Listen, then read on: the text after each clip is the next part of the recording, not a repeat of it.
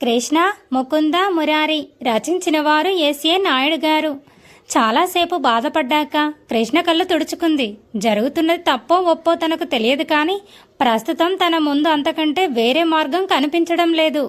So జరిగేది ఎలాగో జరగక మానదు, కాబట్టి ఏడవడం కూడా టైం వేస్ట్ అనుకొని ఫ్రెష్గా రెడీ అయి కిందకు వచ్చింది. చిట్టి తల్లి, ఎక్కడికి రా బయలుదేరా అని అడిగాడు విశ్వనాథం అర్థం కాక. ఇంట్లో ఉంటే బోర్ కొడుతుంది, అందుకే వర్క్ చేయడానికి వెళ్తున్నాను నాన్న అంటూ స్కూటీలో ఆఫీస్కి వెళ్ళిపోయింది కృష్ణ. స్కూటీ పార్క్ చేసి లోపలికి వచ్చిన కృష్ణ తన క్యాబిన్కి వెళ్ళబోతూ కుర్చీలో బాధగా కూర్చొని కళ్ళు మూసుకున్న మురారిని చూసింది. వీడు అనవసరంగా ఏ సంబంధం లేని నా గురించి ఆలోచిస్తూ సంతోషాన్ని మనశ్శాంతిని దూరం చేసుకుంటున్నాడు. ఒకప్పటిలా మురారి సంతోషంగా ముకుందతో కలిసి ఉండాలి. అలా జరగాలంటే నన్ను మర్చిపోయేలా ఏదో ఒకటి నేనే చేయాలనుకుని మురారి దగ్గరికి వెళ్ళింది కృష్ణ. ఎక్స్క్యూజ్ మీ సార్ అని పిలవడంతో మురారి చిరాగ్గా కళ్ళు తెరిచి ఎదురుగా ఉన్న ఆమెను కోపంగా చూశాడు. కృష్ణ మెల్లగా లోపలికి వచ్చింది. ఎందుకు మురారి, ఏదేదో ఊహించుకొని నువ్వు బాధపడుతూ అందరినీ బాధ పెడుతున్నావు? ఒక్కసారి నా గురించి పక్కన పెట్టి ముకుంద గురించి ఆలోచించు. దానికి నువ్వంటే ప్రాణం తెలుసా? నా గురించి ఆలోచించే టైంలో కొంచెం దానికి ఇచ్చి చూడు. నువ్వు ఇప్పటి వరకు చూడని ప్రేమని చూపిస్తుంది. నీకే తెలియని కొత్త ప్రపంచాన్ని పరిచయం చేస్తుంది. దయచేసి దాన్ని బాధ పెట్టకు మురారి అంది కృష్ణ తలదించుకొని. చేయాల్సిందంతా చేసేసి తిరిగి తనకే నీతి కబుర్లు చెప్తుంటే మురారికి చిర్రెత్తుకొచ్చింది. జస్ట్ ఇనఫ్ అని గట్టిగా అరుస్తూ తన ముందున్న గ్లాస్ టేబుల్ పగలగొట్టేశాడు మురారి. ఒక్కసారిగా అలా చేసేసరికి కృష్ణ భయంగా కళ్ళు మూసుకుంది. కాసేపటికి మెల్లగా కళ్ళు తెరిచి చూస్తే ఎదురుగా మురారి చేతికి బ్లడ్ రావడం చూసింది. అయ్యయ్యో బ్లడ్ అంటూ కంగారుగా చేపట్టుకోబోతే చిరాగ్గా వెనక్కి లాక్కున్నాడు మురారి. ప్లీజ్ మురారి, రక్తం పోతుంది, కట్టుని అంది కృష్ణ బాధగా.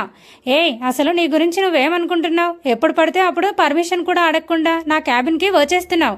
బాస్ అనే మినిమం రెస్పెక్ట్ కూడా లేకుండా నచ్చినట్టు క్యాజువల్గా మాట్లాడేస్తున్నావు. చనువిచ్చాను కదా అని చంకనెక్కాలని చూస్తున్నావా అని అడిగాడు మురారి కోపంగా చూస్తూ. అది కాదు మురారి, నువ్వేదో బాధలో ఉన్నావని ఓదార్చడానికి వచ్చాను అంది కృష్ణ కష్టంగా పలుకుతూ. నేను బాధపడితే నీకేంటి నష్టం? అసలు నన్ను ఓదార్చడానికి నువ్వెవరు? నీకు నాకు ఏంటే సంబంధం అని అడిగాడు మురారి సూటిగా చూస్తూ.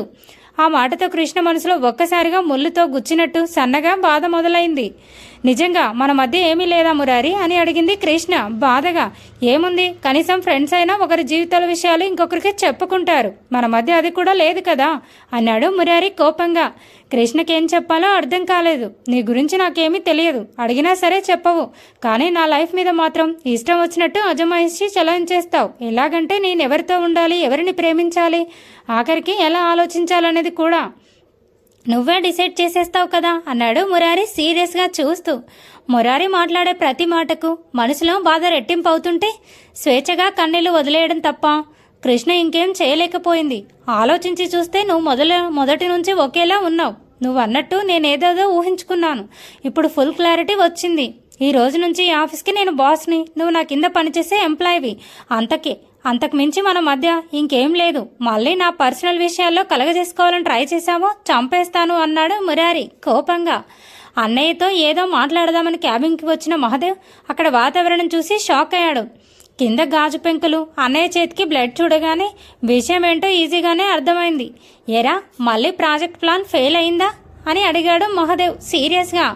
లేదురా, ఈసారి విపరీతంగా నొప్పి కలిగింది. ఆ బాధ భరించలేక టేబుల్ గుద్దేశాను అన్నాడు మురారి సూటిగా కృష్ణ వైపు చూస్తూ. వాట్, నొప్పా? ఎక్కడా అని అడిగాడు మహదేవ్ కంగారుగా. ఇక్కడ గుండెల్లో ఎవరో కత్తితో గట్టిగా గుచ్చినట్టు ఒకటే నొప్పి, తట్టుకోవడం నా వల్ల కావట్లేదురా అన్నాడు మురారి చేత్తో చూపిస్తూ. అతని మాటలు వింటూ ఇంకా అక్కడే ఉండలేక మౌనంగా ఏడుస్తూ బయటికి వెళ్ళిపోయింది కృష్ణ. అయితే హాస్పిటల్కి వెళ్దామా అని అడిగాడు మహదేవ్ భయంగా. నువ్వు ఇదంతా క్లీన్ చేయించి ఇక్కడ కొత్త టేబుల్ అరేంజ్ చేయి, నేను హాస్పిటల్కి వెళ్తాను అంటూ బయటకు వెళ్ళిపోయాడు మురారి. కనీసం చేతికి కట్టైనా కట్టుకోరా, బ్లడ్ పోతుంది అని తమ్ముడు అరిచినా పట్టించుకోకుండా వెళ్ళిపోయాడు.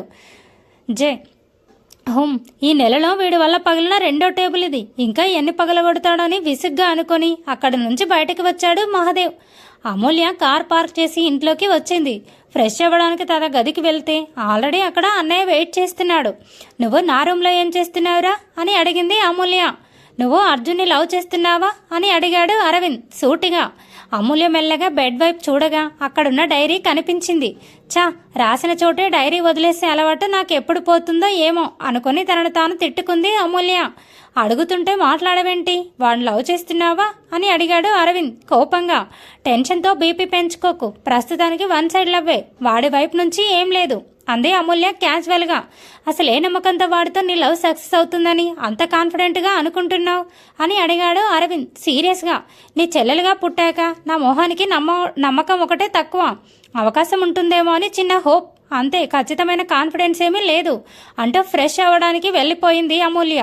కృష్ణతో నా పెళ్లి అనుకున్నట్టు అయ్యేంతవరకు ఈ వర్మగారి కుటుంబం జోలికి వెళ్ళకపోవడమే మంచిది, ఆ తర్వాత అందరి సంగతి చూడొచ్చు అనుకుని కోపంగా వెళ్ళిపోయాడు అరవింద్. సమయం రాత్రి 8 గంటలు. దెబ్బ తగిలిన చేతికి కట్టు కట్టించుకొని ఆఫీస్లో బాధగా పడుకున్న మురారి చిరగ్గా లేచి వాచ్లో టైం చూసుకున్నాడు.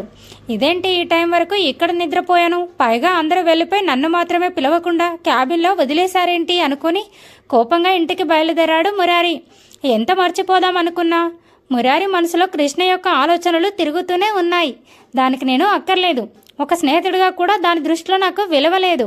అలాంటప్పుడు నేను మాత్రం పదే పదే దాని గురించి ఎందుకు ఆలోచించాలి, మర్చిపోవాలి, అర్జెంటుగా ఏదో ఒకటి చేసి దాన్ని మర్చిపోవాలి అనుకొని కోపంగా డ్రైవ్ చేస్తున్న మురారికి ఒక పబ్బు కనిపించింది.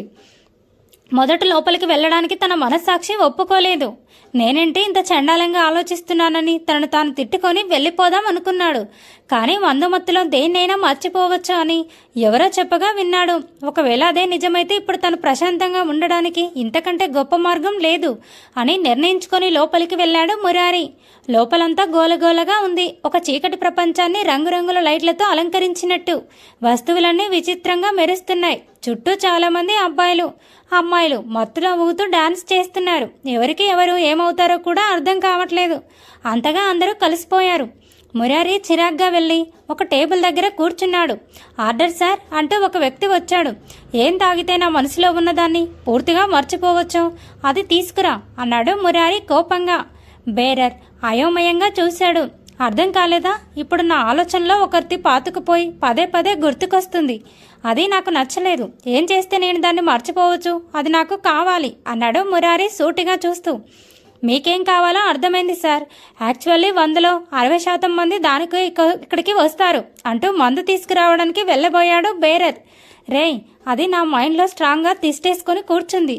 ఎందుకైనా మంచిది ఒకేసారి 3-4 తీసుకురా అని చెప్పాడు మురారి. సరే అంటూ బేరర్ అక్కడి నుంచి వెళ్ళిపోయాడు. ఫుల్గా తాగేసి దాదాపు 10 గంటల సమయంలో ఇంటికి వచ్చాడు మురారి. అతని కోసం నిద్రపోకుండా హాల్లో వెయిట్ చేస్తూ కూర్చున్న ముకుందకు బాడీ లాంగ్వేజ్ చూడగానే విషయం అర్థమైంది. మత్తులో తూలుతూ లోపలికి వచ్చిన మురారికి ఎదురుగా ఉన్న ముకుంద కూడా కృష్ణలా కనిపించింది. దాంతో ఆమెను చూసి మత్తుగా చిరునవ్వు నవ్వాడు. హే, నీకు అన్నీ తెలుసు, నాకేం కావాలో తెలుసు, నా మనసులో ఏముందో కూడా తెలుసు. అయినా సరే ఏమీ తెలియనట్టు తెలివిగా యాక్ట్ చేస్తున్నావు. ప్లీజ్ ఎక్కడికి వెళ్లకుండా నాతో పర్మనెంట్గా ఉండిపోవచ్చు కదా అని అడిగాడు మురారి బాధగా. కృష్ణ విషయంలో హర్ట్ అయి నేను దూరం పెట్టడం వల్ల పాపం మురారి బాగా బాధపడినట్టున్నాడు. చిన్న విషయమే కదా, అంత హార్స్గా రియాక్ట్ అవ్వకుండా ఉండాల్సింది నేను అనుకుందే ముకుంద బాధగా. మురారి మాత్రం తన ఎదురుగా ఉన్న కృష్ణ అనుకుంటున్న ముకుందను మత్తుగా చూస్తూనే ఉన్నాడు. సారీ మురారి, నిన్నంతలా బాధ పెట్టకుండా ఉండాల్సింది. I'm really sorry. అయినా నిన్ను వదిలేసి నేను ఎక్కడికి వెళ్తాన్రా? ఎప్పుడు నీతోనే ఉంటాను. నువ్వు లేకుండా నేను మాత్రం ఉండగలనా ఏంటి అంది ముకుంద బాధగా. ఆ మాటలు సాక్షాత్ కృష్ణని చెప్తుందనుకుని మురారి మనసు ఉప్పొంగిపోయింది. సంతోషం పట్టలేకపోయాడు. నా బంగారమే, నా బుజ్జే, నా కన్నే ఉంటావా? నిజంగా నాతోనే ఉంటావా? ఉండిపో బుజ్జమ్మ, ఉండిపో, నిన్ను గుండెల్లో పెట్టుకుని జాగ్రత్తగా కాపాడుకుంటా, నాతోనే ఉండిపో అంటూ ముకుంద బుగ్గ మీద ముద్దు పెట్టాడు మురారి మాటలకు ముకుంద కూడా సంతోషంతో గాల్లో తేలిపోయింది. తను ఉంటానన్నందుకు అంత ఆనందపడుతున్నాడంటే మనసులో ఎంత ఇష్టం ఉండి ఉంటుంది తన మీద అనుకుంది. సరే పద, ఆల్రెడీ చాలా ఎక్కువ తాగేశావు, కొంచెం తినేసి పడుకుందాం అంది ముకుంద. పద తినేద్దామంటూ నడవడానికి ప్రయత్నించి తూలుతో పడిపోతుంటే మురారి జాగ్రత్త అంటూ కంగారుగా పట్టుకుంది ముకుంద. సరిగ్గా నిల్చోవడానికి కుదరకపోవడంతో నిలదొక్కుకోవడానికి ముకుంద నడుం చుట్టూ చేసి పట్టుకున్నాడు మురారి. మత్తులో ఉండడం వల్ల ఆ పట్టు కాస్త గట్టిగా బిగించి పట్టుకున్నాడు. సరాసరి నడుంపై అంత గట్టిగా పట్టేసరికి ముకుందకి నరాలు జివ్వున లాగాయి. అలాగే పట్టుకుని మురారిని ముందుకు నడిపిస్తుంటే నడుం మీద చేయి తీసి భుజాలపై వేసి పట్టుకున్నాడు మురారి. మత్తులో ఉండడం వల్ల మురారికి ఏం తెలియకపోవచ్చు, కానీ స్పృహలో ఉన్న ముకుందకి మాత్రం గుండెల్లో గుబులు మొదలైంది. మెల్లగా డైనింగ్ టేబుల్ దగ్గరికి తీసుకువెళ్ళి చైర్లో కూర్చోబెట్టింది. జీవితంలో మొదటిసారి, అందులోనూ చాలా ఎక్కువ తాగేయడం వల్ల మురారికి పూర్తిగా మత్తెక్కిపోయింది. ఏం జరుగుతుందో, ఎక్కడున్నాడో అతనికి కొంచెం కూడా క్లారిటీ లేదు. మత్తుగా మూసుకుపోతున్న కళ్ళను తెరవడానికి ట్రై చేస్తూ డైనింగ్ టేబుల్ మీద వేలతో గీతలు గీయసాగాడు. ముకుంద ప్లేట్లో భోజనం వడ్డించింది. మురారి తిను అంటూ నోటి దగ్గర పెట్టగానే కళ్ళు మూసుకొనే ముకుంద చేతి భోజనం తినసాగాడు మురారి. తల్లి ప్రేమగా తినిపిస్తుంటే ఇష్టంగా తినే చిన్న పిల్లాడిలా మురారి పిచ్చిగీతలు గీసుకుంటూ బుద్ధిగా తింటుంటే ముకుందకి నవ్వొచ్చింది. అలా సంతోషంగా మొత్తం తినిపించి నీళ్లు కూడా తాగించింది. ఆపై హ్యాండ్ వాష్ చేసుకుని మళ్ళీ జాగ్రత్తగా పట్టుకుని మురారిని రూమ్కి తీసుకొచ్చి బెడ్ మీద పడుకోబెట్టింది. గుడ్ నైట్ మురారి అని చెప్పి వెళ్ళబోయిన ముకుందను చేయి పట్టుకుని ఆపాడు మురారి. దాంతో తిరిగి చూసి ఏంటి మురారి, ఇంకేమైనా కావాలా అని అడిగింది ముకుంద ఆప్యాయంగా. నాకు నువ్వే కావాలి, నన్ను వదిలేసి ఎక్కడికి వెళ్ళిపోకు అన్నాడు మురారి ముద్దుగా ఆమెను తన వైపు లాక్కుంటూ. నిన్ను వదిలి నేనెక్కడికి వెళ్తాన్రా, నీతోనే ఉంటాను, పడుకో అంటూ ప్రేమగా పక్కనే కూర్చుంది. నిద్రపుచ్చింది ముకుంద. అలా కాసేపటికి మురారి నిద్రపోయాక దుపట్టా కప్పేసి చిరునవ్వుతో కిందకి వెళ్ళిపోయింది ముకుంద. సమయం ఉదయం 8 గంటలు. నాన్న మురారి అంటూ తల్లి అరుస్తూ పిలవడంతో హా కృష్ణ చెప్పు అంటూ కంగారుగా లేచాడు మురారి. ఆ మాట విని వరలక్ష్మి ఆశ్చర్యపోయింది. ఏంట్రా ఎప్పుడు లేనిది కొత్తగా పొద్దున్నే కృష్ణను కలవరిస్తున్నావు అని అడిగింది వరలక్ష్మి అర్థం కాక.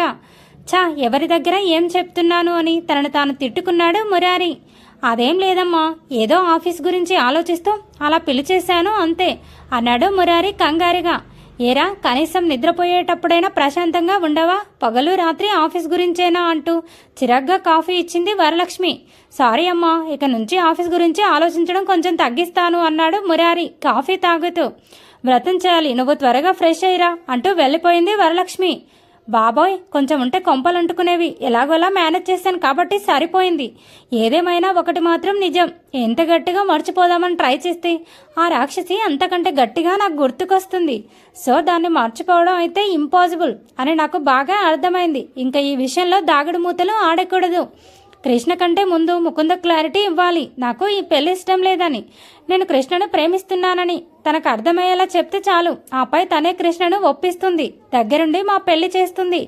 ఎస్, ఈ వ్రతం ఏదో కంప్లీట్ అయ్యాక ముందు తనంటే నాకు ఇష్టం లేదని ముకుందకు స్ట్రాంగ్గా చెప్పేయాలి అనుకొని రెడీ అవ్వడానికి వెళ్ళిపోయాడు Murari. Thanks for watching. Please subscribe my channel for more videos.